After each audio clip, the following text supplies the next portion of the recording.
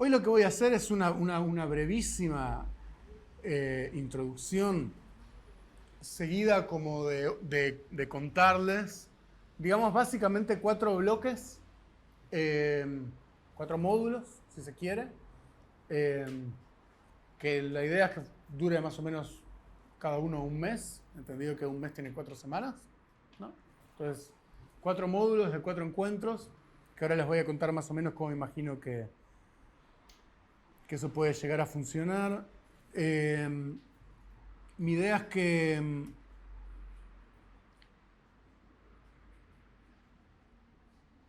que más o menos sigamos este itinerario, que ahora les voy a pasar a contar. Pero antes, bueno, corresponde un poco a justificación, ¿no? ¿Por qué un grupo sobre ecosocialismo? ¿Qué quiere decir eso? Por lo menos para empezar. Y después lo iremos llenando de contenido. Van a ver que tenemos todo un semestre para hacer eso y después en el segundo semestre veremos, ¿no? Como decía Jesús, el mañana se ocupará de sus propios problemas. Entonces, bueno,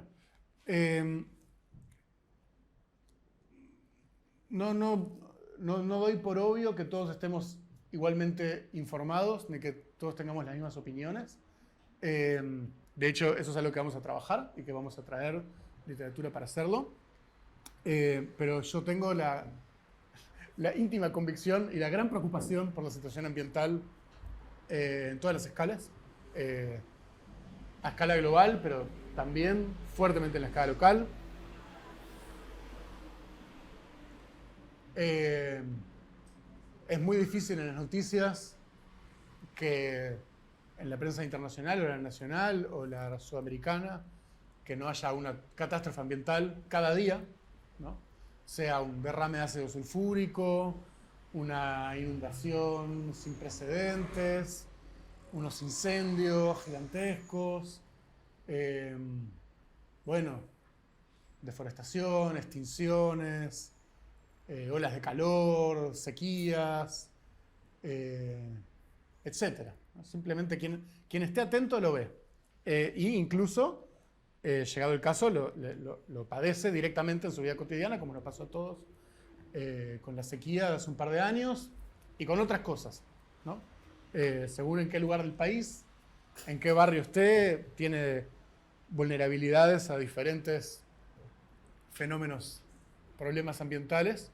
Pero, bueno, lo primero, digamos para la parte de eco, partamos por lo menos de esa preocupación. Después la llenaremos de contenido y en diferentes escalas. Y segundo, que también tengo la íntima convicción, que también la iremos desarrollando, de que estos problemas solamente pueden enfrentarse desde una perspectiva socialista. La explicación corta de esto es que la escala de la intervención política sobre la economía que es necesaria para que no solo no se sigan produciendo, sino que eventualmente se retroceda en el daño ambiental que se está produciendo, es indistinguible de una economía planificada. Es muy difícil, sin una muy intensa planificación económica, hacer el tipo de cosas que hacer para que deje de empeorar la situación ambiental, que ya es muy mala y que ya pasó muchos umbrales. Por decir algo, en su informe del 2023, el IPCC, el Panel Intergubernamental de Cambio Climático, dijo, y no es la primera vez que lo dice, esto está en varios informes, esta frase, que es: para enfrentar el problema del cambio climático es necesario un cambio sistémico sin precedentes en términos de escala. Bueno, pongámonos a pensar qué quiere decir un cambio sistémico sin precedentes en términos de escala. Bueno, alguien de izquierda a eso lo llama una revolución, ¿no? No es necesariamente eso lo que el IPCC quiere decir. Eso llegará el momento de discutirlo, aunque algunos sí. Citan 3 o 4 marxistas los del IPCC. Es verdad que las referencias del IPCC tienen kilómetros y kilómetros, pero nos leen un poquito algunos de los cientos de coautores del IPCC. Entonces, esas dos convicciones, digamos, que presiden esta propuesta, ¿no? O sea, tenemos una gravísima crisis que involucra al conjunto de la humanidad y al conjunto del planeta, por lo menos su superficie, ¿no? Quienes vivimos en la biosfera. Y una propuesta política en relación a ese problema, que por lo tanto requiere que esa propuesta política, es decir, el socialismo,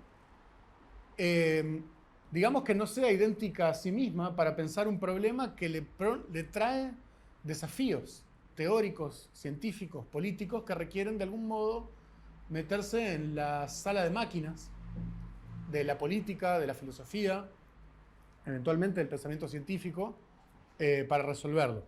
Entonces, un poco la idea es esa, y que también está sobre un telón de fondo de una relación sumamente compleja en Uruguay y en el mundo, ahora y antes, entre la izquierda y los temas ambientales, en un sentido muy amplio, tanto los movimientos como los problemas propiamente dichos, ¿no? O sea, los gobiernos de izquierda, en un sentido amplio y también en un sentido preciso, han producido catástrofes ambientales, no solamente durante el consenso de los commodities en América Latina, sino, por decir algo, el mar de Aral, ¿no? en la Unión Soviética, por decir un caso famoso.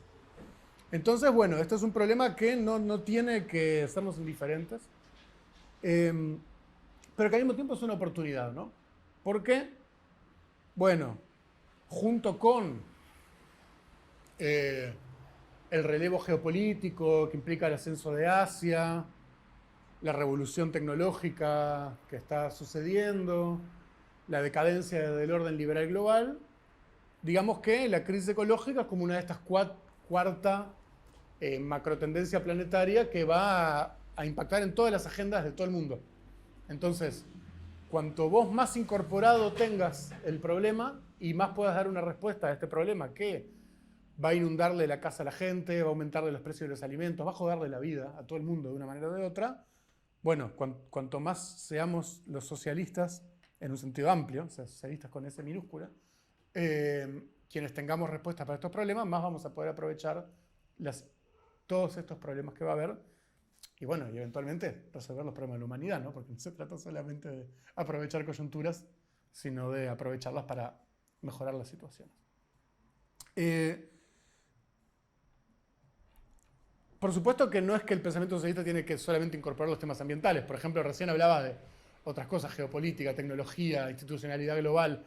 Todas esas cosas también las tenemos que pensar. Pero bueno, hoy estamos pensando esta y van a ver cómo cuando entremos en tema van a aparecer todas, ¿no? Porque, por ejemplo, por supuesto que una vez que le ponemos geografía a las cosas y no pensamos solamente en una escala global abstracta, enseguida aparece la geopolítica, la división internacional del trabajo, el lugar que nosotros tenemos en estos problemas, y también la tecnología. En el momento en el cual empezamos a pensar, por ejemplo, el problema de la planificación, bueno, hay toda una literatura que piensa la relación entre la planificación, lo ambiental, la tecnología, la computación, etc. Todo eso y mucho más vamos a trabajar.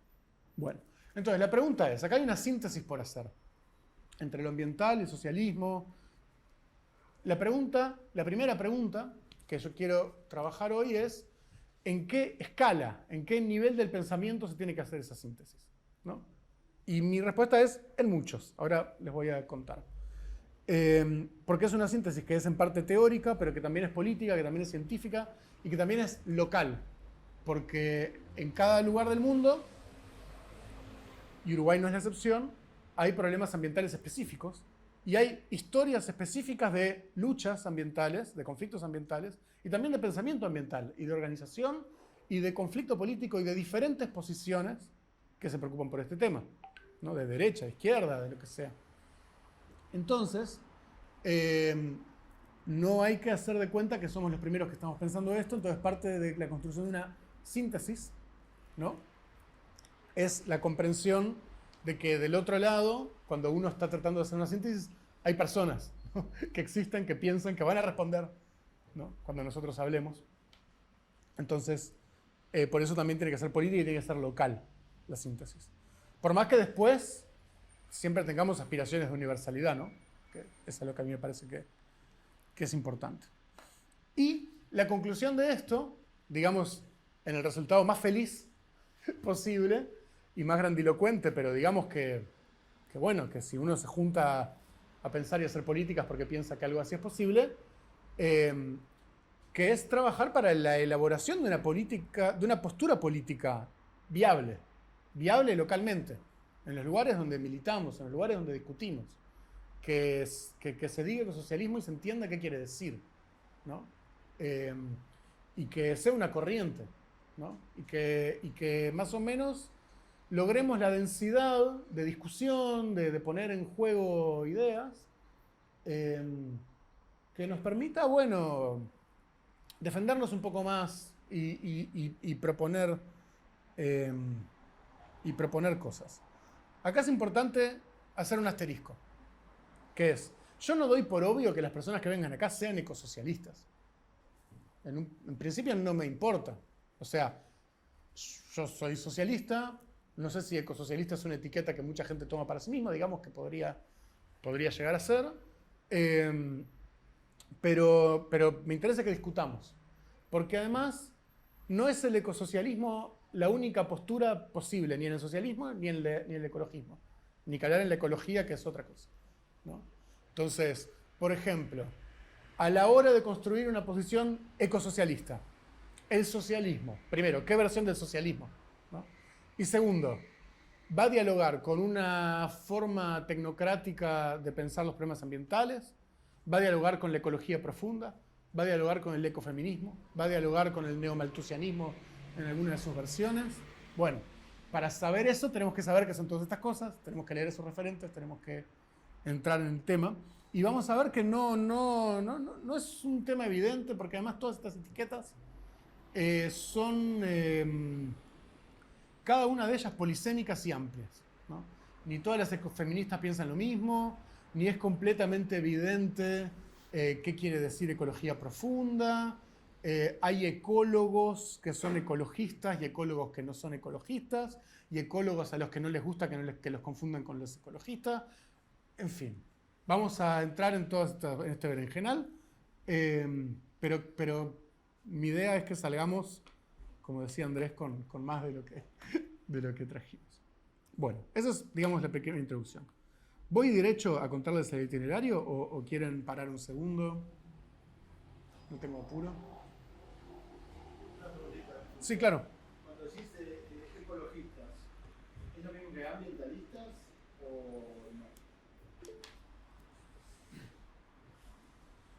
En un sentido lato, sí. Igual Militante por el medio ambiente, ¿no? claro. Y con una lingüista.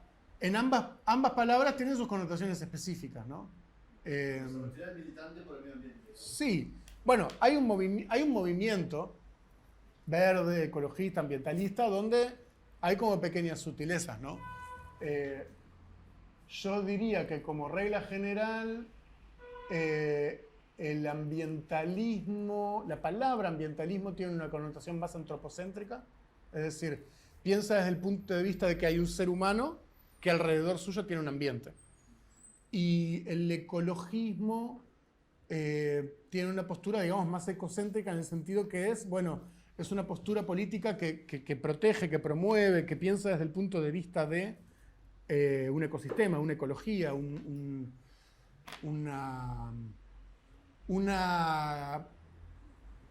co-construcción del ambiente en la cual el ser humano no se lo completamente separado. Pero esto no es completamente lineal, no me casaría con esta definición, porque como ecologismo refiere a la ciencia ecológica. Y la ciencia ecológica, primero que tiene muchas subdisciplinas y muchas posturas en las subdisciplinas, y además hay otra macrodisciplina que son las ciencias ambientales, ¿no? Que es lo que estoy estudiando yo, y que ni todos la gente de ciencias ambientales son ecólogos, y que además, y ahí ya ves, por ejemplo, ¿no? Tenés una disciplina que se llama como ambiente, otra que se llama como eco. Incluso hay un montón de gente que estudia cuestiones que llamaríamos ecología, que discuten todas las categorías fundamentales de los ecólogos. Entonces, por ejemplo, no para todos los ecólogos existen los ecosistemas, por decir algo, ¿no? Porque la Tierra es continua y en realidad, bueno, en fin. Entonces, esa primera pregunta ya no sé responderla. Pero bueno, esa es mi primera... Anotación de la Sí, dale, dale. Una anotación sobre esa discusión desde la militancia, que más que ver con nosotros, Sí, sí, dale. entre nosotros, y el aporte de la compañera lingüista. Bueno, en Uruguay, por su historia de las luchas ambientales y ecologistas, ambientalistas es una connotación negativa, porque es ambientalistas y gualeguaychú. En lo que la prensa, lo que sale eso, es lo que la gente recuerda. Ambientalista gualeguaychú. Bueno, con Mazabalebaje, toda esa historia genera un sentido, un relleno a ese concepto, que hace que no sea conveniente desde el punto de vista propagandístico autodeterminarse ambientalista. Ecologista parece ser más neutro. Nadie lo asocia con gualeguaychú. Está bueno eso. Claro. Pero eso es desde lo lingüístico, desde el estudio del lenguaje y de lo que circuló en el discurso público en los últimos 30 años. Está Javier que levantó la mano, adelante. Hola, sí, aprovecho para que estamos hablando de ese tema, para informarles que en este momento la Junta Departamental de Maldonado se está votando declarar a Punta Ballena área protegida departamental, que es un pasito, ¿no?, para lo que va a ser la área protegida nacional para la protección. Acá en Maldonado, yo soy parte de esa comisión. Ayer en el lomo de la ballena, aparte de informar, de invitar a la gente a que vaya a las barras, un paso de declarar movimiento a la comisión, el movimiento por la ballena, porque, como se sabe, en Maldonado, con la aplicación de Antía, bueno, ha avasallado lo que es el humedal. Ahora quiere poner una pista de picada, se notificó esta administración departamental que no pueden seguir haciendo la pista de picada, y no importa, Antía, como es el dueño de Maldonado, amo el señor, hace lo que quiere, igual haciendo la pista. También un tema con el arroyo Potrero, que ahí fue un tema nuestro cuando éramos gobierno en los otros años, que se declaró que el arroyo Potrero era navegable, y eso ahora le da varios privados, quieren hacer lanchas, quieren hacer puertos, todo un tema. Pero acá en Maldonado, viendo, me sirve mucho, Gabriel, este taller, viviendo, porque acá en Maldonado, ya te digo, se están dando muchas luchas, también en lo que fue en Piriápolis, San Francisco, Punta Negra, donde también Antía pasó por arriba de unos megas, porque había una zona protegida para hacer un lugar para caminatas. O sea que es muy fuerte lo que está pasando acá. Eso no es. Van a ver que en la medida que avancemos, todas las cosas que están pasando en estos frentes van a mezclársenos, y eso es bueno que suceda. Y van a ver que cuando vayamos avanzando van a entrar las cosas en este rompecabezas, ¿no? Bueno, les empiezo a contar un poco el itinerario. El itinerario tiene 4, digamos, módulos. Les digo primero los nombres de los módulos y después qué va adentro de cada uno. El primero, digamos que es histórico-filosófico. Mi formación de base, algunos saben, otros no, es en teoría política. Teoría política es una subdisciplina de la ciencia política que básicamente está en diálogo con la historia de la filosofía. Entonces yo, por mi deformación profesional, de mi formación de base, lo primero que hago cuando me encuentro con un problema es hacerle una historia de la filosofía. Estas categorías, de dónde vienen, etc. Ahora les voy a contar un poco el itinerario que les propongo sobre eso, pero de algún modo es las primeras 4 encuentros, y esto, algunas cosas se repiten el año pasado, pero van a ver que remixado de una forma muy diferente y espero que mejor. Que mi idea es hacer una introducción que nos ponga unas coordenadas básicas de cuáles son las ideas que circulan cuando hablamos de estas cosas. Las ciencias ambientales no existen de toda la historia. o sea, tienen una especificidad histórica en la segunda mitad del siglo XX, tal como las conocemos. La ecología es un poco más vieja, la biología es más vieja todavía, y las ciencias ambientales en un sentido súper amplio, ¿no? Hay un historiador que se llama Bowler que hizo una historia de ciencias ambientales que empieza con los griegos, ¿no? Pero bueno, por ejemplo, hay cosas muy básicas de geología que a nosotros nos parecen muy básicas y que son del siglo XX, ¿no? Pero que, bueno, vagamente, digamos, es una historia que se va intensificando a partir del siglo XIX, pero que tiene una larga prehistoria, no solamente en la historia de la ciencia, sino también en la historia del pensamiento naturalista y de las diferentes formas como en diferentes lugares del mundo el ser humano se pensó en relación con la naturaleza. Entonces, un poco es enmarcar eso y traerlo desde la antigüedad al presente a toda velocidad, ¿no? Haciendo un par de milenios por semana, ¿no? Igual vieron que el tiempo se va comprimiendo. La primera cubre milenios, la última cubre unas décadas. Es como el telescopio, ¿no? Cuanto más cerca estás. Bueno, el segundo punto va a ser bien centrado en la cuestión ambiental, contemporánea, en sus diferentes dimensiones, problemas ambientales, movimientos ecologistas, diferentes escalas globales, locales, etc. Entrar en eso y hacer un poquito de formación sobre eso. ¿Cuáles son las categorías? Pero ¿cuáles son los problemas? Salir de acá pudiendo dar una discusión sobre el cambio climático, pudiendo dar una discusión sobre los nutrientes y las cianobacterias, pudiendo dar una discusión sobre los problemas ambientales que vemos en el informativo todos los días. Y localizarlos lo más posible. En Uruguay hay un montón de investigación sobre temas ambientales en Uruguay, y en los papers están, y están en español porque los producen uruguayos, que felizmente muchos de ellos todavía escriben en español. Entonces los vamos a poder leer. El punto 3, ahora igual van a ver que voy a desglosar, entonces háganse lugar quienes están apoyando, que están anotando. El 3 va a ser entrar directo en la cuestión del ecosocialismo, ¿no? Ecosocialismo contemporáneo desde el punto de vista teórico, pero también político, ¿no? Y ahí hay autores y autoras que están escribiendo en los últimos años y que les vamos a poner en discusión, ahora les voy a contar. Y el cuarto es, bueno, cómo avanzamos hacia la construcción de una postura, de una posición ecosocialista en Uruguay, ¿no? ¿Y qué implicaría eso en diálogo con no solamente las tradiciones intelectuales y los movimientos ecologistas, ambientalistas en Uruguay, sino también con los problemas que eso trae en términos políticos? Para empezar, el problema del desarrollo, ¿no? Que es el elefante en el salón siempre que hablamos de cuestiones ecológicas. Esos son los 4 y ahora desgloso. Bueno, el primero, la filosofía. Bueno, el módulo, como le puse ahí un nombre rimbombante, como nos gusta a la gente que viene a la universidad, es la filosofía, la naturaleza y el pensamiento sobre el cambio social.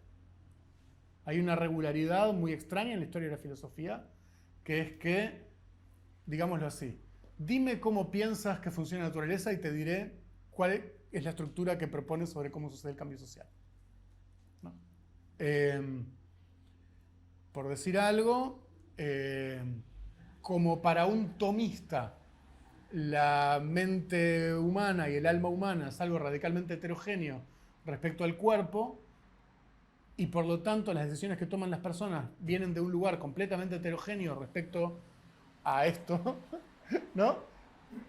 La forma de pensar el cambio social es la voluntad libre del soberano, ¿no?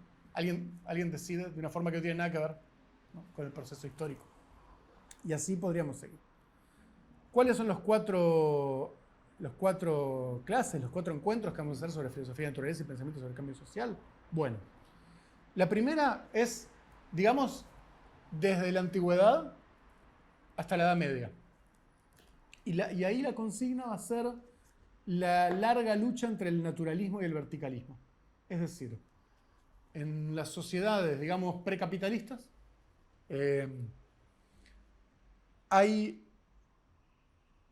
y esto tiene mucho que ver con la existencia del campesinado, ¿no?, como clase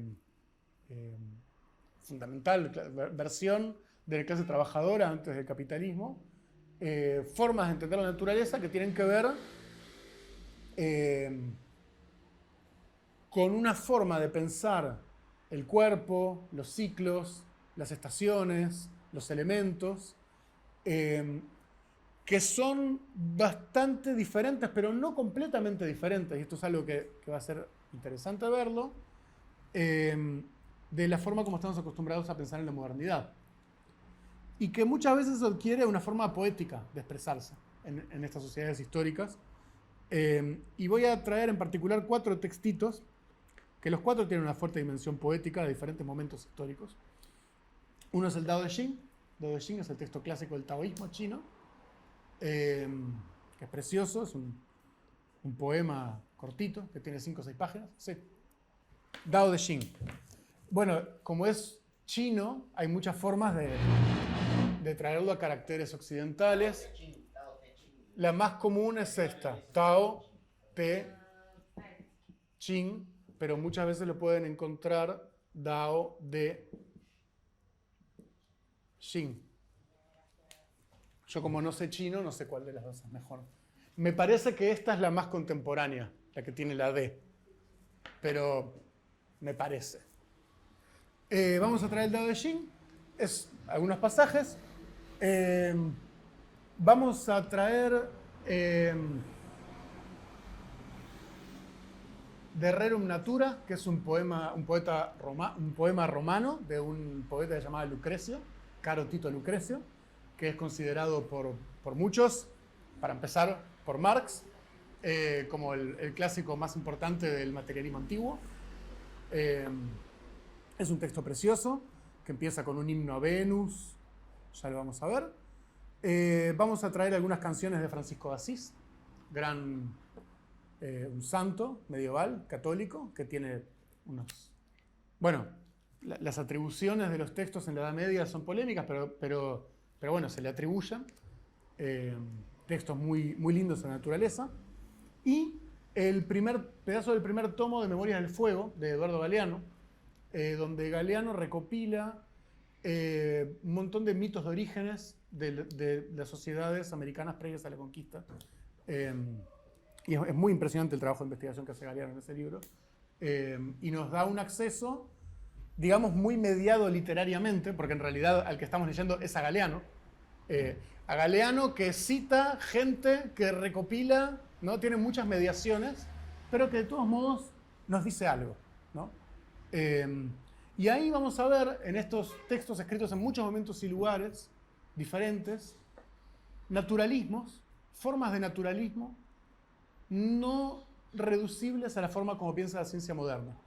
Vamos a ver, no completamente antagónicos tampoco, porque para empezar, en buena medida la ciencia moderna se inspira en Lucrecio, ¿no? Entonces, hay ahí saltos históricos y cosas que suceden. Vamos a leer eso. Hay un poco de literatura secundaria que les voy a contar. Después se las contaré, pero sobre las formas de interpretar cada uno de estos naturalismos, ¿no? Hay bibliotecas enteras, ¿no? Gente, imagínense, ¿no? Y después vamos a leer algunas cositas, textos típicos de lo que yo llamo el verticalismo. Hay gente que habla de dualismo también, ¿no? Estas ideas según las cuales hay una heterogeneidad radical entre el alma y el cuerpo, que se traduce políticamente en formas monárquicas usualmente, porque es la libertad del soberano contra el automatismo de la continuidad de la reproducción de la vida, por decir algo, ¿no? Voy a traerles algunas cositas del Código Hammurabi, que es un texto viejísimo, viejísimo, pero que lo que siempre tienen los textos viejos es que hacían mucha economía de palabra y explicaban las cosas de forma directa. Entonces Hammurabi no pone cosas floridas para explicar qué es lo que está haciendo, ¿no? Y Tomás de Aquino, también santo, gran teólogo, filósofo medieval, que es como el pico, el non plus ultra del pensamiento verticalista occidental. A partir de ahí, diría un buen tradicionalista, que las cosas empiezan a venirse abajo, ¿no? Bueno, esa es la primera. Segunda. La segunda es específicamente sobre el pensamiento de la modernidad temprana. Es decir, desde el Renacimiento a la primera mitad del siglo XIX. En esos siglos pasan cosas muy importantes para el pensamiento sobre la naturaleza, notablemente la revolución científica, pero la revolución científica viene acompañada de una revolución filosófica y de una revolución, esperamos que pase la moto, y de una revolución política, o de muchas, ¿no? Entonces ahí vamos a leer alguna cosita de Maquiavelo. Maquiavelo era un gran lector de Lucrecio, no es menor. Vamos a leer, voy a hablarles de algunos textos secundarios, para que no sean de la academia. Texto secundario quiere decir, no estamos hablando del texto, sino de alguien que habla del texto, ¿no? Hay muy buenos textos secundarios sobre el redescubrimiento de Lucrecio en el Renacimiento italiano. O sea, los textos materialistas se pierden con la censura y con la hegemonía católica, pero se redescubren en el Renacimiento. Y no solamente se redescubren los textos materialistas, sino que también se redescubren los textos neoplatónicos. Y esto parece que no tiene nada que ver con la ciencia, pero tiene mucho que ver con la ciencia. Y vamos a ver por qué. Básicamente lo que pasa es que todas las cosas que no le gustan a los católicos, en el Renacimiento, cuando se afloja un poco la hegemonía intelectual de la Iglesia, revientan, y todos los que estaban ahí escondidos con su librito salen y dicen, miren lo que dice este libro. ¿No? Y además está en imprenta, etc.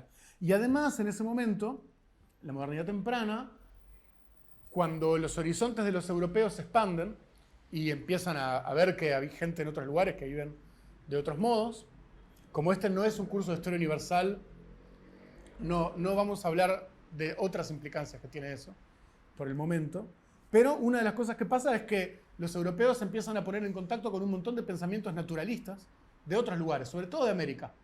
Y hay muy buena literatura sobre eso, y cómo esa es una de las fuentes de la Ilustración, y eso no hay que olvidarse.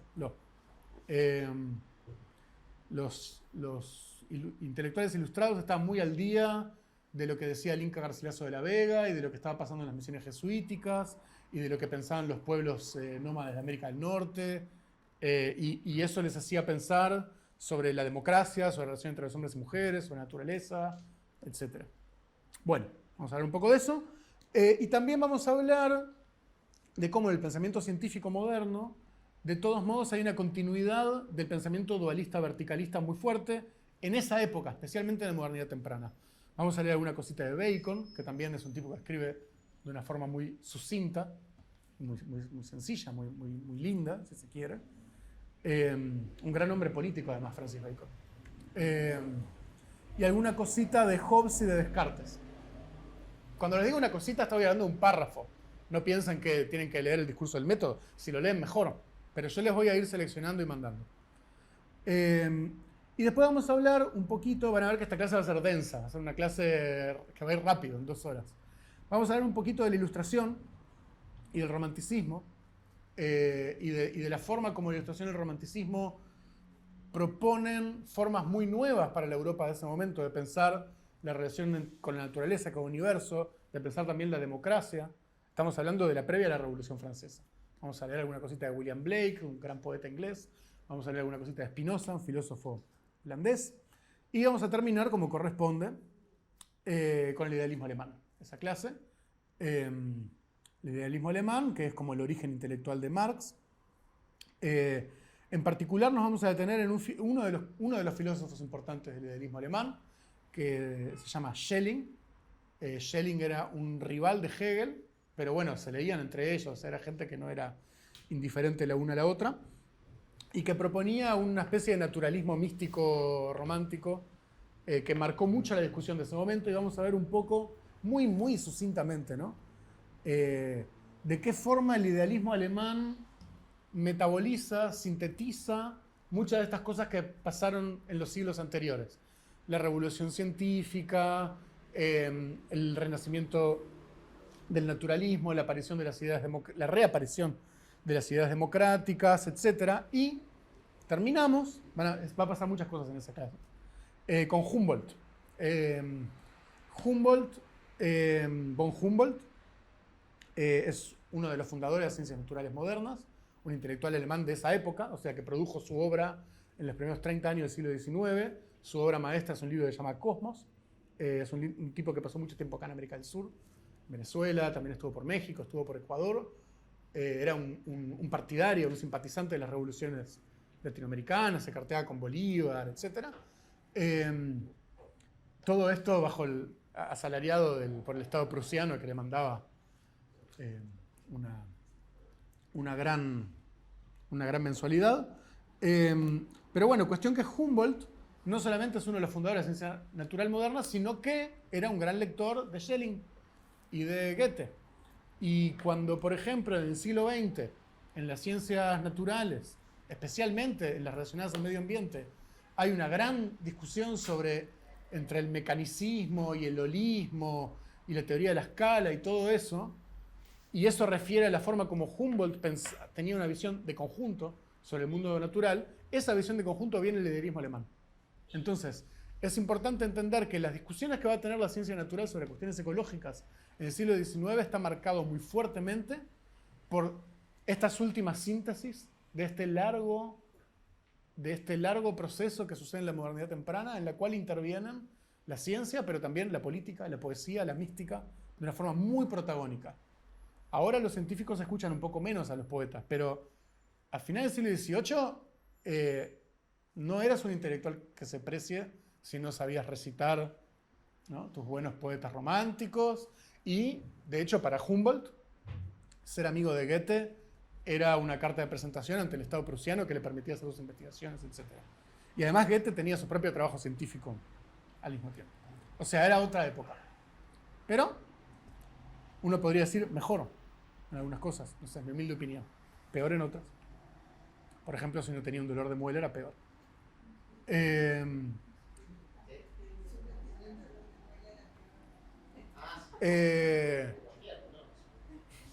Bueno, tercer punto. Voy a ir paso a paso, van a ver que nos va a dar el tiempo. Hoy esta parte la voy a hacer rápido, no se abrumen, saquen apuntes, pero bueno, esto que yo les estoy contando en 2 minutos lo vamos a hacer en 2 horas un día, ¿no? Entonces, no se preocupen por eso. Ese tema que está leyendo lo podés después.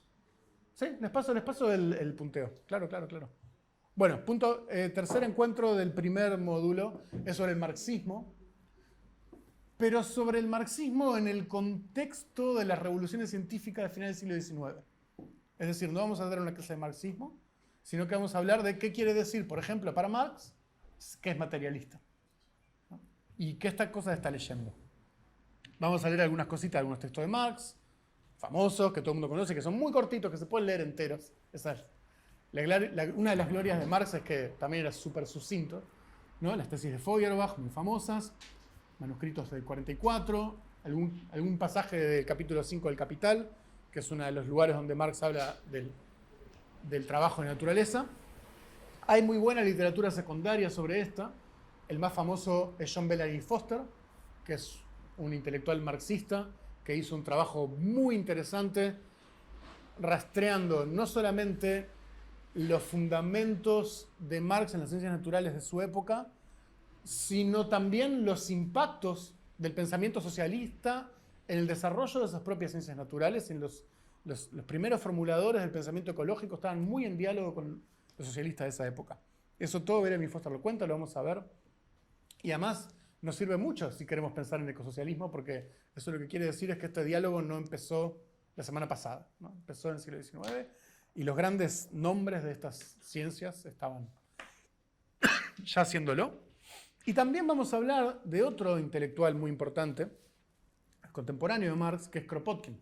Piotr Kropotkin, el príncipe, gran intelectual y militante anarquista, que tenía trabajos científicos sobre muchísimos temas y que tenía una visión extremadamente influyente sobre qué quería decir una postura filosófica y política naturalista, y que tenía básicamente que ver con la recepción política del pensamiento de Darwin.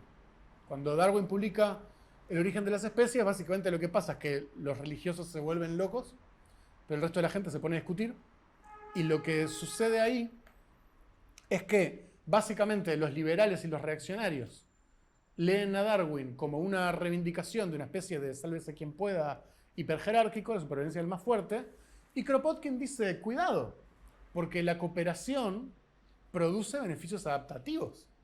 Entonces Kropotkin se va a Siberia y empieza a ver a las manadas de, no sé qué, de búfalos, no sé qué es lo que hay ahí, pero son como unas grandes vacas, no me acuerdo cuáles son. Y empieza a ver cómo se defienden juntos, y empieza a ver la simbiosis, y escribe un libro muy famoso, se llama La ayuda mutua, que es una teoría moral de fundamento darwinista colectivista. ¿No? Vean que es la postura exacta opuesta a la que pueden tener la lectura de Darwin que hace Spencer en un liberalismo conservador, o Nietzsche, que no sé cómo describirlo. Bueno, esa es la tercera. O sea, la tercera es como el pensamiento revolucionario de la segunda mitad del siglo XIX está profundamente en diálogo con las ciencias naturales y de una forma nada trivial, ¿no? Bueno, ni que hablar Engels, ¿no? Que también tiene su obra científica en ese momento. Bueno, y la última, la cuarta del primer módulo, se llama Los cibernéticos y los hippies.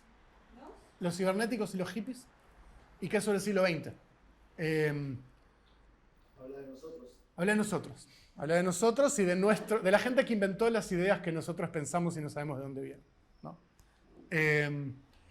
Las ciencias ambientales contemporáneas y especialmente la ecología contemporánea son consecuencia, están enmarcadas en un paradigma que se elabora a mediados del siglo XX, entre los años 20 y los años 50, bueno, primera mitad, que tiene muchos nombres, hay quienes lo llaman cibernética, hay quienes lo llaman teoría de sistemas, y que llevó mucho tiempo en elaborarse, y que hay un montón de conceptos que tenemos totalmente incorporados, como resiliencia, retroalimentación, análisis multiescala, reduccionismo y no reduccionismo. Todo eso viene de la teoría de sistemas que la formaliza un señor que se llama von Bertalanffy, pero antes de eso hay mucho trabajo que von Bertalanffy además hace unas cosas medio raras con esa síntesis, pero bueno, la síntesis que quedó, porque se hizo en un país capitalista occidental, etc. Pero antes de eso, hay tres intelectuales soviéticos que son súper vanguardistas en ese tiempo y que son tomados, no siempre citados, pero sin duda tomados, que son Vernadsky, que es el que inventa el concepto de biosfera, que no es joda, ¿no? Ese hombre en la historia de la ciencia. Bogdanov, que es un tipo que inventa una especie de proto-teoría general de los sistemas, que él lo llama teoría general de la organización, pensando... Él era un intelectual, un filósofo bolchevique, o sea, del Partido Comunista, antes socialdemócrata, pero rival de Lenin, rival filosófico de Lenin. Hay texto de Lenin contra Bogdanov. Y Ilienkov. Ilienkov es un filósofo un poco posterior, que es un hegeliano espinosista medio místico, que tiene el libro más famoso, se llama Cosmología del Espíritu, ¿no? Es como que busca una especie de síntesis de un marxismo naturalista en el nivel de la cosmovisión, ¿no? Es como uno de los picos de la filosofía soviética. Bueno, después están, por supuesto, los que inventan la teoría de sistemas y la cibernética en Estados Unidos. El más famoso de ellos se llama Wiener, que es uno de los inventores de la computadora. O sea, hay muchos, Neumann, etc. Pero todos estos tipos en la Segunda Guerra Mundial están todos trabajando en el esfuerzo de guerra de Estados Unidos. Y hay uno de ellos que estaba haciendo la matemática de los sistemas de guiado de misiles. Y ahí inventó el concepto de retroalimentación y dijo, esto puede servir para muchas cosas. Y escribe un libro que se llama Cibernética, y el subtítulo es La ciencia del control en el animal y el ser humano. Precioso. Y que tiene un prólogo, ese libro, en el que él dice, bueno, esto puede usarse para oprimirnos a todos, acá estamos, pero también puede usarse para construir el socialismo. Y esto sería algo que a mí me gustaría. Dice este señor que es un empleado del ejército estadounidense, ¿no? Durante la Segunda Guerra Mundial. Porque de algo hay que vivir, ¿qué vamos a hacer? Y además, ganarle la guerra a los nazis dentro de todo está bien. Es algo que uno... ¿Cómo? Era el mejor momento para estar en el ejército estadounidense, por supuesto. Bueno, y a partir de ahí hay un pasito más, hay dos pasitos más por lo menos para dar ese día, así muy abuelo de pájaro, que es la forma como las ciencias ambientales modernas se forman en las tecnoburocracias de las Naciones Unidas y eso es muy importante, conceptos como desarrollo sostenible, como sistema tierra, todo eso sucede en el Programa de Población de Naciones Unidas, en las Cumbres de la Tierra, todo eso tiene una historia, el Club de Roma, todos esos son intelectuales que están, el informe Brundtland, todas estas cosas que si uno va a una primera clase de ciencias ambientales es lo que le cuentan. Todo esto básicamente lo hacen empleados de Naciones Unidas, que Naciones Unidas, y esto la mayoría de plata la pone la UNESCO, es muy interesante, son como vértices de pirámides científicas transnacionales que están como haciendo grandes esfuerzos de síntesis, de coordinación de programas de investigación que son cada vez más grandes.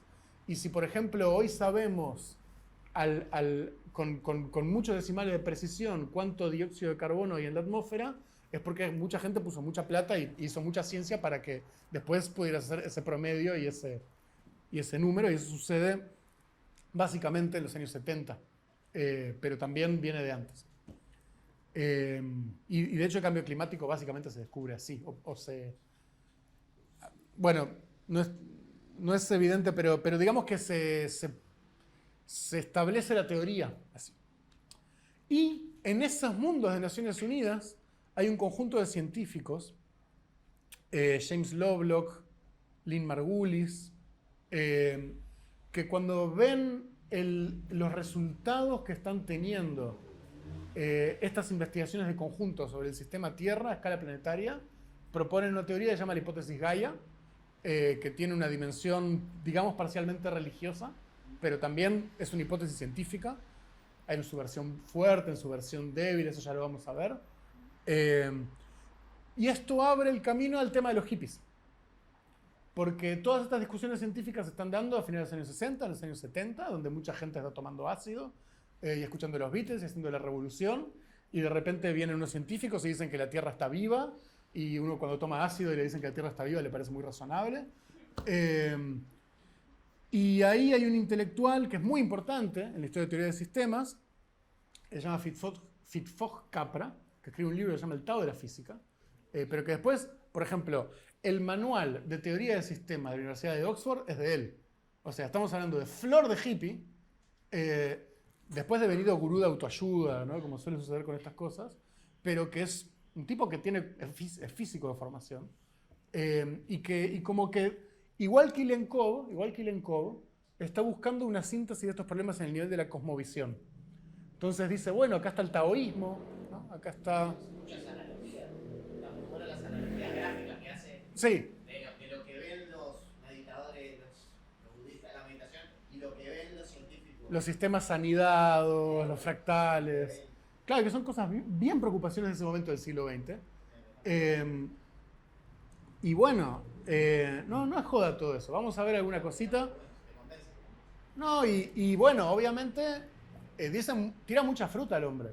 Porque cuando uno piensa en la escala de la cosmovisión, le puede pasar eso. Pero igual es importante. Yo le tengo respeto y cariño a Fritjof. Y otra cosa que también es importante es que este también es el momento del postestructuralismo y de lo que se llama posmodernismo, años 70. Y uno podría pensar que no tiene nada que ver, pero tiene mucho que ver. Porque los postestructuralistas están en las discusiones en las que se formula la teoría de la información en los años 50. Y no era indiferente para Bateson, por decir algo, lo que decía Saussure, ¿no? Y no era irrelevante para Maturana y Varela lo que decía Lacan, por decir algo. Esas discusiones estaban todas mezcladas, sucedían todas al mismo tiempo, y de hecho, por ejemplo, es un momento de esplendor de una subdisciplina muy de nicho que es la historia de la ciencia, y por ejemplo, todos los grandes historiadores de la ciencia que marcan las agendas de investigación que siguen hasta el día de hoy son franceses postestructuralistas de los años 60. Pierre Hadot, Michel Serres, ¿cómo se llama el otro? Creo que lo tengo acá.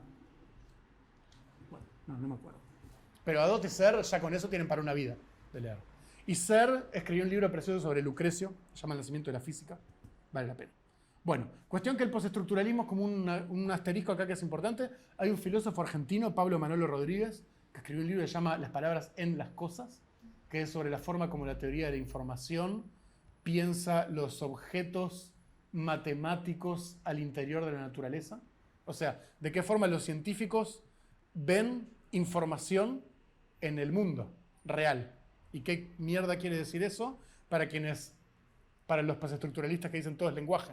Y después vienen los genetistas y dicen, bueno, en realidad no es que todo sea lenguaje, pero medio que hay unas palabritas acá y unas letritas, ¿no?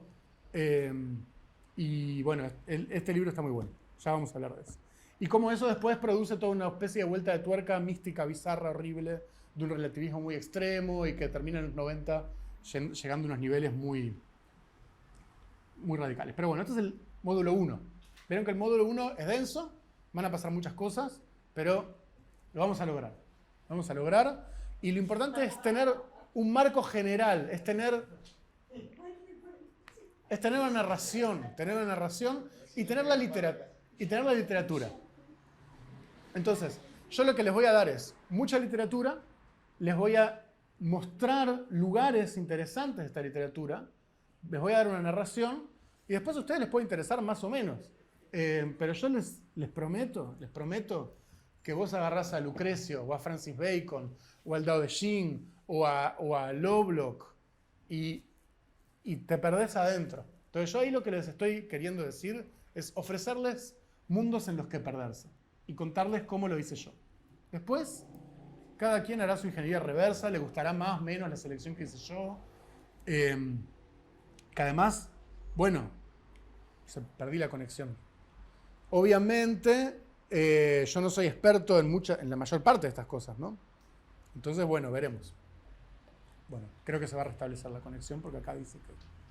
Bueno, voy al punto 2, al módulo 2. El módulo 2 tiene 4 encuentros. El primero se llama Problemas ambientales globales. Es muy sencillo. Ahí vamos a hablar de los umbrales planetarios, del cambio climático, del ciclo del fósforo, de la degradación de la biosfera. Vamos a explicar básicamente qué son estas cosas, lo mal que están todas ellas y cuáles son las causas básicas por las que cada una de ellas sucede. Vamos a hablar de lo que en las ciencias ambientales se llaman los impulsores y cuáles son las teorías más aceptadas sobre cuáles son los impulsores de cada uno de estos procesos y cuáles son los efectos de estos procesos, ¿no? Cómo el cambio climático es causado por el calentamiento global, cuáles son las causas del calentamiento global, cuáles son los efectos, cómo se producen los escenarios para calcular cuáles son esos efectos, etc. Y la idea es pensarlo de un punto de vista no puramente de las ciencias naturales, sino también político. Porque, por ejemplo, si uno lee los informes del IPCC, que tienen 2.500 páginas, o sea, cuando uno lee los informes del IPCC, está hablando de un emprendimiento vital considerable, van a ver que están llenos de política. Hablan de todo tipo de temas políticos, de la fortaleza de las instituciones, de la planificación, del mercado.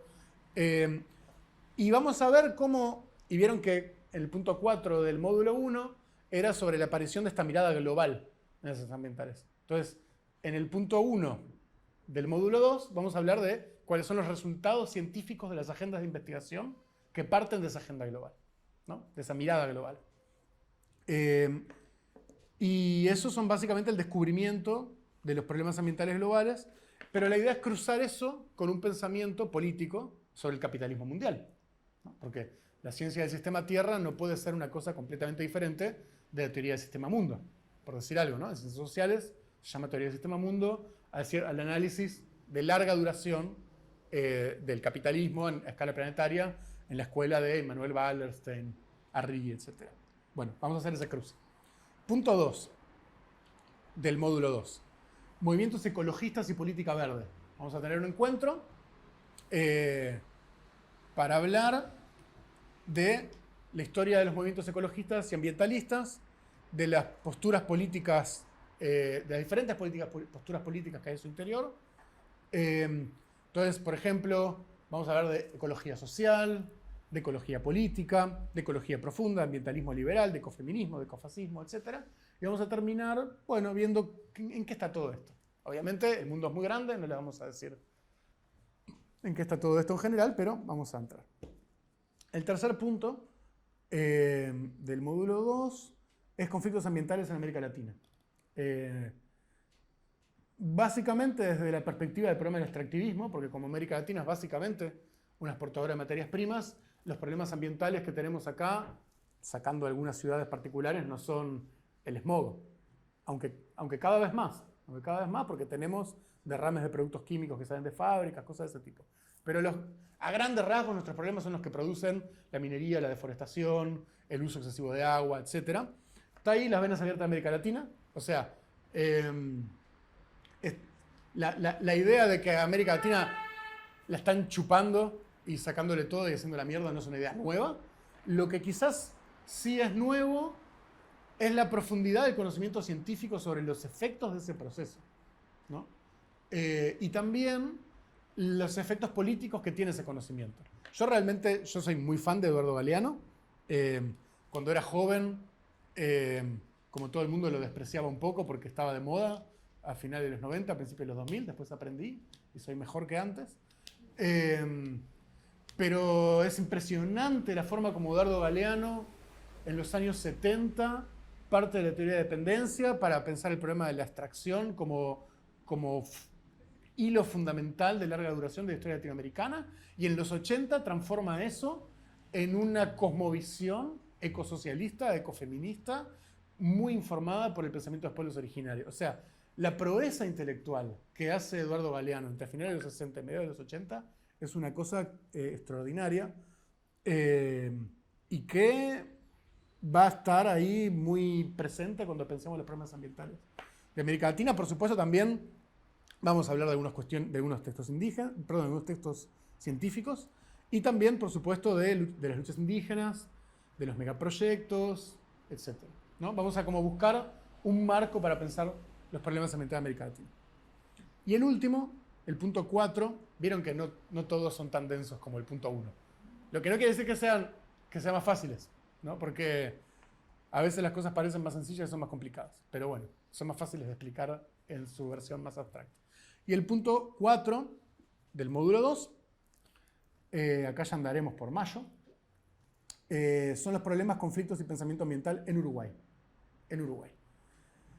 Entonces, bueno, vamos a hacer una brevísima historia de los problemas ambientales en Uruguay, digamos en 3 momentos, ¿no? Uno podría decir el salvaje oeste, o sea, básicamente cuando teníamos problemas ambientales porque se hacía cualquier cosa de cualquier manera, y los problemas que teníamos era que venían y hacían el canal Andreoni y destrozaban un pedazo de océano, o el problema de la erosión por sobrepastoreo, o problemas de ese tipo. Después tenemos cómo a partir especialmente de los 90, pero con más intensidad de los 2000, que los problemas ambientales tienen que ver con la intensificación del uso del suelo, sea para cuestiones, para agricultura, para silvicultura o para turismo, y para otras cosas, pero sobre todo esas 3. Y cómo estamos entrando en un periodo que, ojo, no es que hayamos dejado de estar en el salvaje oeste ni el problema de la intensificación, pero se abre un tercer periodo en el cual los problemas ambientales son cada vez más marcados por el tema del cambio global. O sea, inundaciones, incendios, problemas cuyos impulsores son procesos globales. Cambio climático, ciclos de nutrientes, degradación de la biosfera, etc. Y retroalimentaciones entre las 3. Pero bueno, como siempre que uno hace una narración histórica, las narraciones históricas también tienen sus superposiciones y sus... Bueno. Y ahí terminamos el módulo 2, que es como este bien ecológico, bien ambiental, ¿no? Y también esto va a tener, este encuentro sobre los problemas ambientales de Uruguay, también va a hablar de conflictos y de pensamiento ambiental en Uruguay. Vamos a hablar de pensadores como Taliche, Pérez Aguirre, Udinas, gente que ha pensado, que ha escrito y que ha producido teoría, pensamiento y práctica política en torno al problema ambiental de diferentes maneras, sea poniendo un partido político, sea haciendo una extraña adaptación de la teología de la liberación al pensamiento de sistemas, o sea, siendo como Udinas un teórico con décadas de trayectoria, publicaciones, etcétera, sobre cuestiones ecológicas en todas las escalas. Que es un lujo tenerlo en Montevideo, es muy, muy subaprovechado. Capaz que lo podemos invitar. Veremos.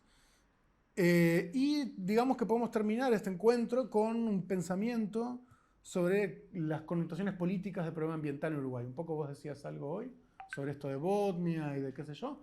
Pero bueno, por ejemplo, el hecho de que de que hayan sido sectores de derecha o incluso de ultraderecha quienes hayan capitalizado problemas ambientales en muchos momentos, el problema de la institucionalidad y en qué medida la institucionalidad ambiental enfrenta los problemas ambientales o hace algo que es mucho peor, que es hacer de cuenta que los enfrente para que la gente no se preocupe, pero en realidad los problemas empeoran, la institucionalidad no hace nada, etc.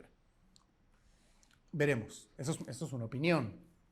Sí, eso de la derecha de concierto, los últimos partidos ambientalistas que quizá a las elecciones son los de derecha. ¿Y sí? Y seguramente... ¿Cuándo se presentaron divididos? Claro, seguramente muchas personas con sensibilidad y preocupación ambiental votaron a Salle. Salle probó por ese lado y vio que no era tan redituable. Sí, pero el de Lust se llamaba Partido Constitucional Ambientalista. Y el PRI Y era una decisión de cabildo abierto. Bueno. Entonces eso es un problema que nos tiene que interpelar. Bueno, punto 3. Vieron que el 2 lo hice rapidito. Vamos al 3. Módulo 3. Primera.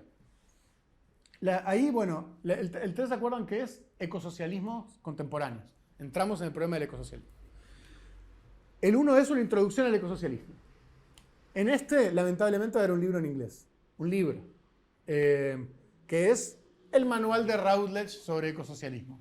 Las universidades, las grandes editoriales académicas estadounidenses tienen manuales de todo. Entonces te enseñan hasta cómo ser ecosocialista. Y el manual es espectacular. Cubre todo. No vamos a leerlo entero, pero está bueno que lo tengan. Y es un PDF copiable, entonces lo pueden meter en el Google Translate o en el GPT y le preguntan qué dice eso en español quienes no hablan inglés. Ese va a ser el 1. El 1 va a ser, hola, existe este manual, miren todas las cosas que dice. Qué bien.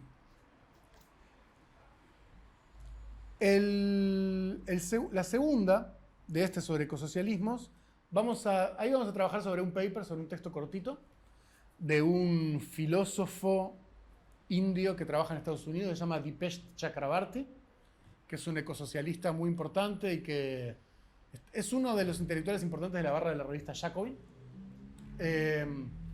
y que se llama Tesis sobre el Antropoceno, y que es como una propuesta sobre cómo hay que reconstruir el pensamiento materialista bajo condiciones de antropoceno, cambio climático, etc. La tercera, sobre ecosocialismos contemporáneos, va a ser sobre una autora que no se reconoce como ecosocialista, pero que uno desde afuera le puede decir que se llama Yayo Herrero, es una intelectual española, que es ecofeminista, pero no, es una ecofeminista anticapitalista. ¿Cómo? Ingeniera agrónoma y doctora. Mira, no conocía su formación de base, y que a mí me encanta, me gusta mucho cómo piensa, porque además tiene una forma muy concreta y muy práctica de enfrentar estos problemas y muy poco prejuiciosa sobre cuáles son los actores y las estrategias, y es una intelectual que piensa desde el Estado y la sociedad y la economía tal como existen y ver caminos de transformación postcapitalistas desde una perspectiva feminista, en el sentido de un feminismo como pensamiento sobre la interdependencia y el cuidado y la textura de la vida colectiva, ¿no? Y eso me parece que vale mucho. Y yo, no sé ella qué opinará, pero yo la pondría adentro del mundo de los ecosocialismos. En el manual de Routledge hay todo un módulo sobre la relación entre ecosocialismo y ecofeminismo. Ya lo veremos. Y después vamos a terminar el último punto del 3. Es sobre la obra de un intelectual sueco que se llama Andreas Malm, que forma parte de una corriente que uno podría llamar marxistas climáticos. No es el único, o sea, hay como toda una corriente de marxistas que desarrollaron todo un pensamiento analítico sobre la relación entre la historia del capitalismo y los combustibles fósiles y las emisiones de carbono, pero también al mismo tiempo pensando en cómo una alternativa socialista tiene que implicar no solamente una transformación del sistema energético, de producción y de consumo, sino también un pensamiento completo sobre la planificación, etc. Malm es el más famoso, el más sistemático, el que escribió libros más grandes, pero hay muchos, y que además no solamente hay muchos, sino que están en diálogo con un montón de pensadores que uno podría llamar aceleracionistas de izquierda, pero no solo aceleracionistas de izquierda, que son socialistas contemporáneos que están pensando el problema de la planificación desde un punto de vista cibernético, ¿no? Entonces, ahí hay un diálogo interesante que hacer, ¿no? ¿Es el de cómo volar un oleoducto o no? Sí, uno de sus libros se llama Cómo volar un oleoducto, y ahora sacó otro que se llama Overshoot, y que es un libro sobre, que es extraordinario, sobre política de cambio climático contemporáneo. Y además de estos libros monumentales, tiene papers cortitos que están traducidos al español, entonces vamos a tener ahí para todos los gustos. Es buenísimo, Malm a mí me gusta mucho. Y bueno, y ese es el punto 3. Vieron que tenemos un sueco, una española, un indio. En fin, bueno. Y el punto 4. El punto 4 es el que tengo menos delineado porque falta mucho. Y porque es el que está más abierto. El que no hay literatura porque la vamos a tener que hacer. Que es la construcción de una posición ecosocialista en Uruguay. Entonces ahí los 4 puntos que yo me imagino que podríamos trabajar son la tradición ecosocialista, perdón, la tradición socialista uruguaya, es decir, dedicar un rato a pensar las tradiciones socialistas uruguayas, ¿no? Y pensarlas en plan de qué podrían llegar a decirnos esas tradiciones para la construcción de un pensamiento ecosocialista. Porque la idea tampoco es decir, nosotros somos los ecosocialistas y nos cagamos en todos los que pensaron antes. Lo que no quiere decir que la tradición socialista uruguaya, y socialista digo incluyendo comunista, o sea, socialista en el sentido de la gente que piensa en términos socialistas, no hayan dicho barbaridades, porque dijeron barbaridades. Y bueno, y tendremos que ver qué pasa con esas. En qué medida esas barbaridades vienen de errores teóricos o no, ¿no? Eso lo veremos. Un segundo punto que yo creo que es muy importante, que tenemos que trabajar, es sobre el problema del extractivismo y el desarrollo. O sea, una construcción de una posición ecosocialista en Uruguay no puede no decir algo sobre el problema del extractivismo y el desarrollo. ¿Qué decimos? No lo sé. Algo. Veremos. Tenemos 2 horas dentro de unos meses. Punto 4. 3, tienen razón. Tienen razón. El problema de la cosmovisión, que vieron que ya lo mencioné unas cuantas veces, que es, bueno, si uno está en Bolivia, es muy posible que la mejor forma de construir una posición ecosocialista sea desde el pensamiento aymara. Si uno está en Suecia, bueno, no sé, le preguntará a Greta Thunberg o a Andreas Malm y le dirán. Y en Uruguay. En América Latina, en el Río de la Plata, en el Cono Sur, no sé, pongámosle el recorte geográfico que queramos, pero el hecho es que entre la ciencia, la política, la religión, la filosofía, hay muchos insumos con los que hacer el trabajo de decir cuáles son los supuestos intelectuales, filosóficos, espirituales, subyacentes a una posición ecosocialista. Yo les mencionaba recién, tengo una gran admiración por este cura Luis Pérez Aguirre, sacerdote católico, que vos lo editaste, que tiene una obra extraordinaria en la que hace precisamente ese trabajo. Un tipo muy conocedor, le escribió en los 90 el grueso de su obra, muy conocedor de las discusiones científicas y filosóficas de esa época, y que hace una propuesta. Hace una propuesta de síntesis feminista, socialista, cristiana, ecologista. Podrá gustar más o menos, pero ahí hay el tipo de esfuerzo que me gustaría que podamos hacer. Podemos leer el libro de Perico donde hace eso. Y terminar con, bueno, digamos, el problema de el problema del movimiento en el sentido de cómo algo en una sociedad se mueve, ¿no? Y cuáles son los fundamentos micropolíticos de ese movimiento, ¿no? O sea, porque podemos pensar el estado de planificación, el desarrollo, la cosmovisión, pero ¿qué hacemos? ¿No? ¿Y qué hacemos en la escala en la que podemos hacer algo? ¿No? Porque cuando uno dice qué hacemos en escalas planetarias, ¿qué quiere decir eso? O sea, obviamente como todos estamos en el planeta, todo lo que todos hacemos es de escala planetaria a nivel agregado, ¿no? Por eso para mí no es una pelotudez no usar tanto plástico y esas cosas. Pero, de todos modos, hay que pensar, digamos, cuáles son las unidades mínimas de la acción y de la organización y del pensamiento político que después esperamos que de forma fractal multipliquen para construir poder político, para lograr cosas tan grandes como terminar un sistema basado en capitales fósiles, en combustibles fósiles que está vigente hace 250 años. ¿No? Y nadie sabe cómo hacer eso. ¿No?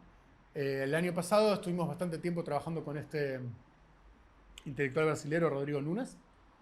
Esa es la gran preocupación de Rodrigo Nunes, ¿no? Cómo pasar la acción política hacia las escalas, hacia escalas relevantes para el tamaño del problema de la crisis ambiental mundial, ¿no? Porque además todo indica que los esfuerzos por el lado de la institucionalidad de Naciones Unidas fracasaron. O sea, cuando el IPCC sacaba los informes desesperados sobre cómo evitar que se llegue a 1.5 grados de aumento sobre los niveles de temperatura preindustriales, en 2017, nadie razonablemente pensaba que en 2025 ya se había pasado el 1.5%. ¿Qué es lo que sucedió? Ya se pasó. O sea, estamos en un escenario peor que el peor escenario de ese momento. No es que no estemos a tiempo para hacer nada. Sí ya no estamos a tiempo para lo que estábamos a tiempo en 2017, ¿no?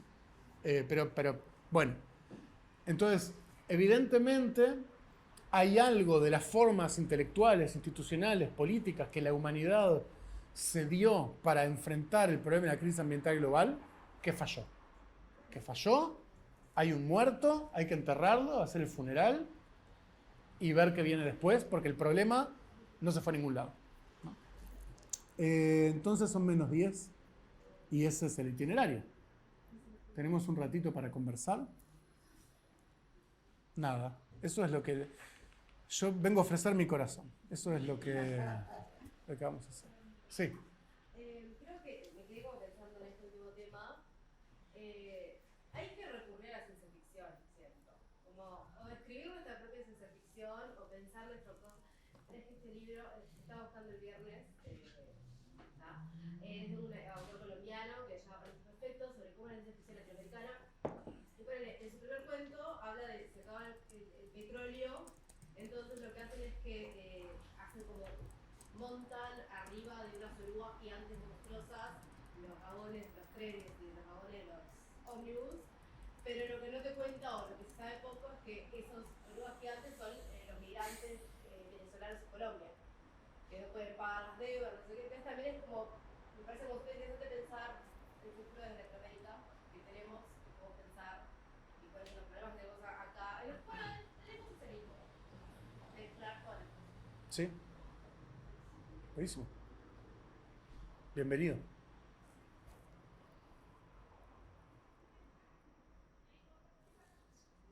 A mí se me venía a la cabeza Franco Berardi, que tiene un libro, creo que es del 2020, El Umbral, donde habla como pronostica lo que se viene. Súper angustioso cuando lo lees después del 2020 porque decís, tenía razón. Pero algo como las catástrofes naturales empiezan a suceder y eso impulsa, hay como todo un doble o varios, un juego ahí con muchas aristas, como empiezan a suceder cada vez más seguido catástrofes naturales, como cada vez más la migración hasta del sur continental o del sur mundial al norte, y como eso también abona al fascismo y a la xenofobia. Para mí es súper interesante porque muchas veces vemos la perspectiva como ecosocial desde un lugar y pareciera aislada del fascismo, y en realidad hay todo un corrimiento que para mí está, no sé, súper ligado. Y digo esto y relato así como a modo de experiencia personal. Yo soy Bahía Blanca, no sé si me presentaciones. Sí. Pero te escuchaba hace un rato, Gabriel, y pensaba en eso, como yo estoy muy anonadada con la situación, porque si bien vengo leyendo sobre estas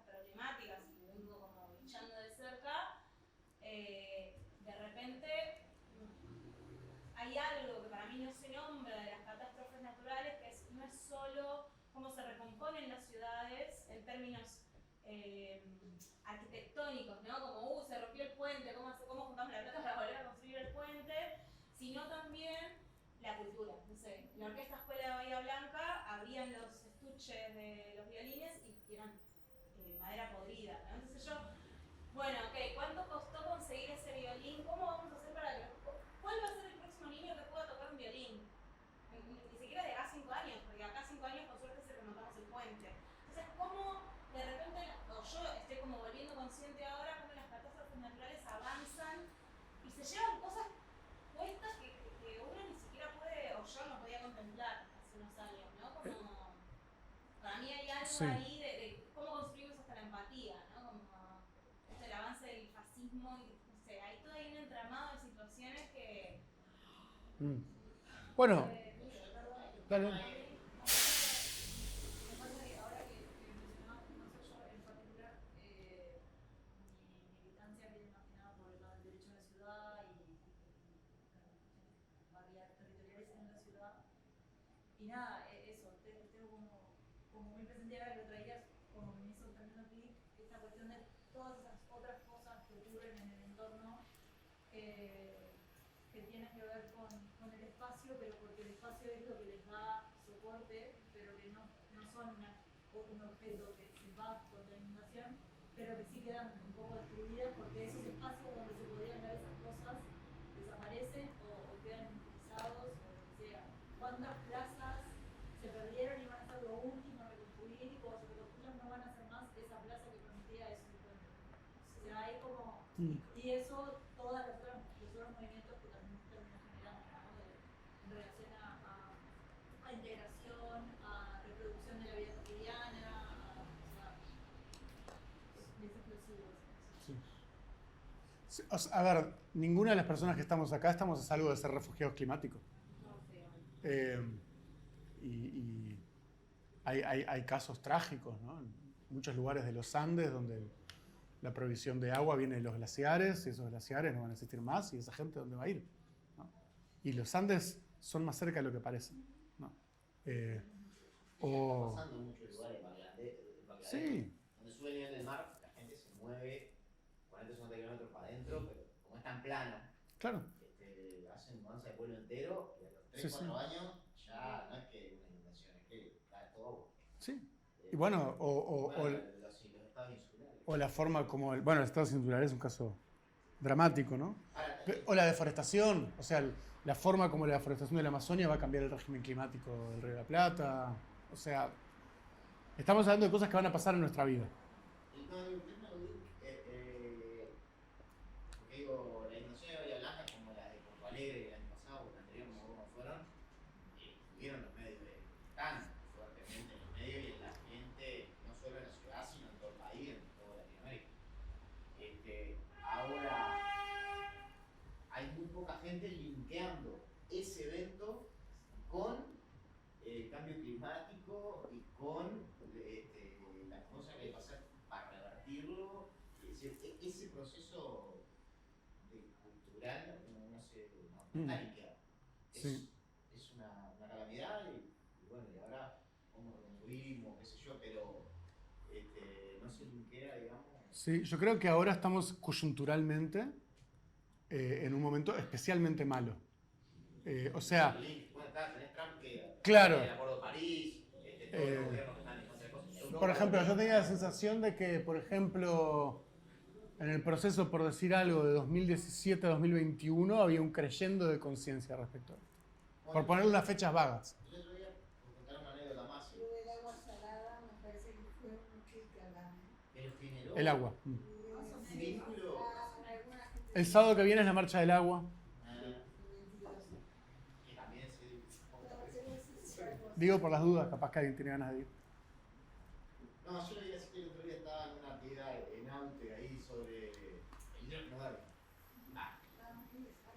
Sí, y salió el tema porque un militante ecologista preguntó sobre. Aparte estaba la nueva presidenta de UTE, que era una ex sindicalista Y ella dijo que iba a revisar que no habían firmado el contrato con GIF y que pum, y pam, toda una cosa interesante ahí de echar para atrás política, digo. Entonces estaba también una dirigente de FACAP y le preguntaron sobre el tema de la exploración petrolera. Claro. Y la mujer dijo, bueno, el petróleo se va a seguir usando, es mejor que lo produzcamos nosotros que lo compremos afuera. Eso es un desastre. Eso es un desastre. Claro, entonces, ¿qué pasó? Ya no habían pedido que le hiciéramos preguntas ni nada porque se había cerrado la actividad, nada más ir a casa. Casi salta por arriba y bueno, se cerró ahí, pero digo, ese pensamiento. Esa es una gran. Suicida. Es suicida. Está heavy. Es una gran pelea que se viene. Es una gran pelea que se viene porque. Hay que cerrar pozos petroleros. La única esperanza es que se cierren pozos petroleros. Eso es lo que dice. Ese es el argumento central de Andreas Malm. Ingeniero químico necesita trabajo. Tal cual. Claro, pero ¿qué afecta todo eso? Pero es que cuando vas a hacer un PM4, ahora, cuando ves el PM4, no le hay 3.000 obreros en la construcción que cobran un sueldo de 80, 100 mil Bueno, pesos por mes. eso vamos a discutirlo. Eso genera una tensión. Y bueno, esa es la tensión de la que vamos a tener que hablar. Lo que pasa es que En el caso del petróleo no, porque no existe. hay muchas escalas de la cosa, ¿no? No existe, pero existe los dólares que se quieren tener, ¿no? Pero es distinto cuando vos tenés el trabajador sin trabajo que cuando no tenés. Pero un dólar, la imaginación sobre un dólar es una cosa muy poderosa. El tema es el deseo de la vida. Bueno, ¿y para qué? ¿Y en el marco de qué estrategia? De eso vamos a hablar, porque justamente lo que nos rompe la cabeza de este problema son las escalas. Entonces, a escala agregada planetaria, en términos de gas de invernadero, no solamente hay que no buscar más petróleo, sino que hay que parar ya con muchísimas cosas. Ya ayer, ya es tarde para cerrar. Ahora, el problema es que para pensar la transición energética y detrás de la transición energética, la transición productiva y de consumo, con todas las implicancias que eso tiene sobre institucionalidad, la vida cotidiana, la legitimidad política, que ese es el nudo del problema, ¿no? La forma como la legitimidad política está atada al consumo y las discusiones internacionales sobre qué país puede hacer qué, que el año pasado hablamos alguna cosa de esa. Mi posición es la misma. Yo creo que tenemos la oportunidad de no ser un país petrolero y vamos a dejar de tenerla. Y eso es un cambio y Uruguay pasa de poder ser parte de la solución a ser sin duda parte del problema. Y además teniendo a esos tigres en la política doméstica, porque una cosa es hacer política con la ARU y otra cosa es hacer política con las multinacionales de petróleo. Es otro bicho.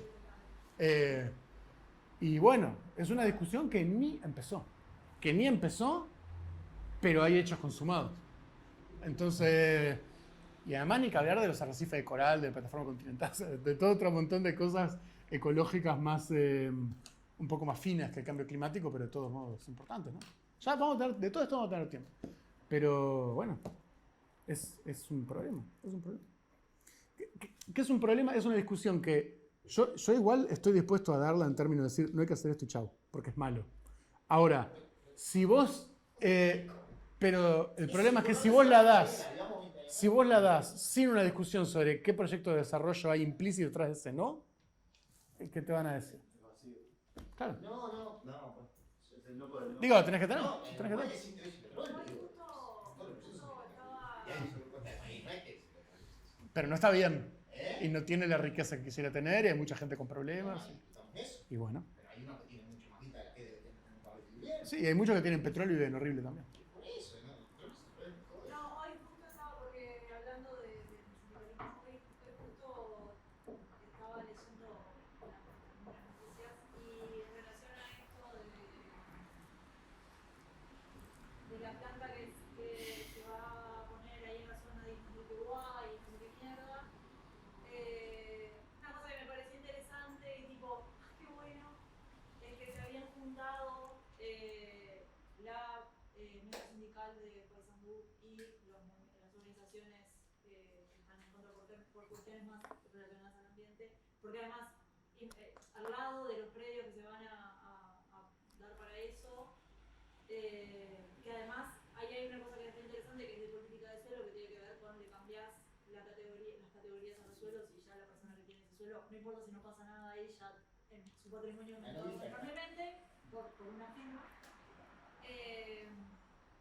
Están al lado de un área que se quiere declarar como área protegida, entonces hay todo un quilombo con eso.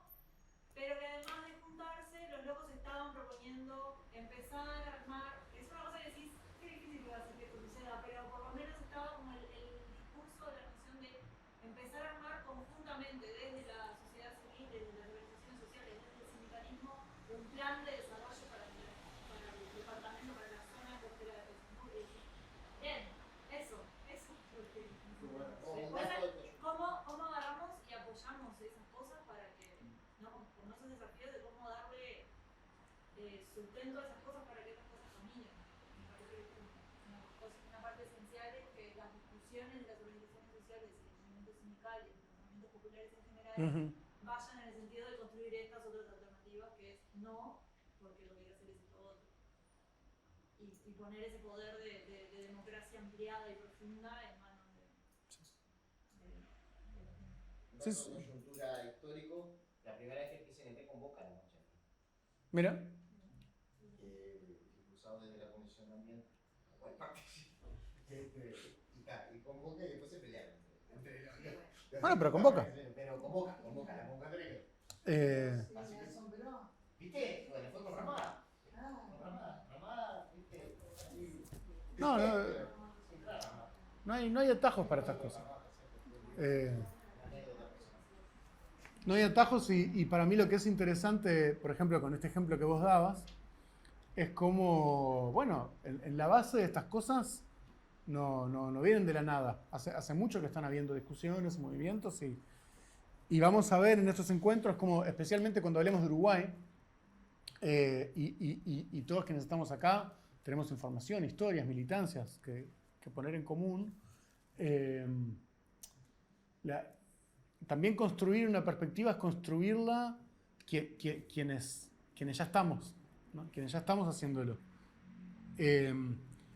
Y para mí el rol de, por ejemplo, una instancia de formación, de una instancia de discusión, es como de algún modo si uno ya ciertas cosas las tiene procesadas, las tiene digeridas, conoce la información, tiene una perspectiva, tiene una imaginación sobre, por ejemplo, cuando yo digo cosmovisión, bueno, cosmovisión implica una idea sobre cómo es el mundo, las galaxias, qué sé yo, cómo se entiende a Dios y la experiencia y la mente, sí, pero también es una escala de valores. Es una escala de valores y pensar qué ponemos, o sea, si entendemos a la pobreza y a la privación como un mal, ¿qué ponemos enfrente? Que no es meramente más plata, ¿no? Y cómo damos esa discusión y qué implicancias tiene. Y qué implicancias tiene decir que uno no desea como un futuro como ya viven los países desarrollados. Y qué sería un futuro mejor, pero que no sea esa trayectoria. Y eso tiene discusiones que son muy espinosas, muy complicadas, y que además hace a la forma de vida de la clase media de una forma muy íntima, ¿no? Y muy no tan fácil de deshacer, y a la vida de la clase media, pero también a la aspiración de la clase trabajadora, ¿no? El problema del 60 que quiere vivir. Los dos problemas son muy grandes.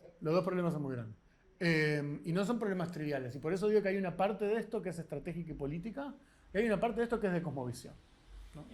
¿Qué es de cosmovisión? ¿Sí? ¿Cómo toca bocina la gente? Me acordé de, ahora cuando hablabas de cómo se contradicción, me acordé de, leyendo ciencia ficción, de los desposeídos de Ursula Le Guin. Esto de, no sé, si no lo leyeron, se lo recomiendo mucho, cuando poner la escasez, la abundancia, los proyectos políticos, y son todas preguntas que La traducción del Dao de Jing que vamos a usar el lunes es la de Ursula Le Guin. No, obviamente, Ursula Le Guin es lo más grande que hay. Pues ni bien pueda, hay algunos que ya los tengo, los puedo mandar hoy de noche y voy a ir mandando. Sí. Tenía también un comentario. interesante y muy bueno el contenido presentado, la verdad. Muchas gracias. Muy entusiasmante. Y bueno, en relación al módulo 1, la cantidad de autores citados increíble y también necesidad de estudiarlos a todos. Pero al terminar me surgió un comentario de cuántos de esos son hombres blancos occidentales o mujeres blancas occidentales, y hablando de la cosmovisión, y además me fui muy influenciado por estar en Bolivia y en Perú hace poco, me di mi gusto hippie de un viaje mochilero, y es eso, siento que muchas de las soluciones están ahí, en cómo esa gente vive ahora, porque hay mucho que lo mantiene y vivió por muchos años. Entonces bueno, la posibilidad o la sugerencia ahora de capaz que estudiar un autor más indigenista o más africano o no tan, ¿no? Sí, sí, sí. ¿Acepto sugerencias? O sea, Lamentablemente no tengo para mucho. no, conozco algunos, pero conozco pocos. O sea, yo cuando diseñé esto, no hubo una cuota, pero sí pensé en decir, hacer foco en los problemas latinoamericanos, traer cosas que nos familiaricen con otras cosmovisiones, traer cosas de China, traer cosas que no sean solo Europa y Estados Unidos. Claro, a ver, hay un problema ahí que tiene que ver con la estructura de la historia universal. A partir del siglo XVI, Europa es hegemónica en todos los sentidos, pero antes no, y eso es muy importante. E incluso hasta bien entrado el siglo XVIII, Europa es relativamente, no necesariamente más rica que China, por decir algo. Incluso hasta el siglo XIX. Y después de la descolonización, siglo XX, eso también se empieza a revertir. Y en el medio tenemos un problema, ¿no? Un problema que no es que no tenga ninguna solución. Por ejemplo, cuando yo decía, por ejemplo, el impacto del pensamiento de los pueblos indígenas latinoamericanos en la Ilustración, eso está cada vez más documentado. La introducción de Dawn of Everything, de estos antropólogos David Graeber y David Negro, es toda una narración sobre cuánto de las ideas democráticas de Ilustración vienen de la forma como se encuentran con pueblos en América del Norte, los europeos, que viven de forma democrática, con igualdad, y etc. No está ese libro en español, ¿no? Está en español. Pero no está en español. Bueno, está pirateable. Sí, se filtra, se consigue. Sí, yo tengo, o sea, se consigue. Yo Está. tengo libros de David impresos con los cuaderneos, o sea, con los últimos. Sí, sí, sí. Y eso es algo que a mí me interesa mucho. Hay, por ejemplo, habría que pensar, por ejemplo, está Aquilen Bembe, que ha escrito muchas cosas que están buenísimas sobre cosas de estas y que está escribiendo. Habría que ver qué texto podemos usar. O sea, a ver, es la mayoría de la humanidad, la gente que no es blanca, así que escribe. Es cuestión de estudiar y buscar. Yo me interesa, escucho ofertas, vamos a buscar. Bueno, dejamos por hoy. Muchas gracias. Nos vemos el lunes.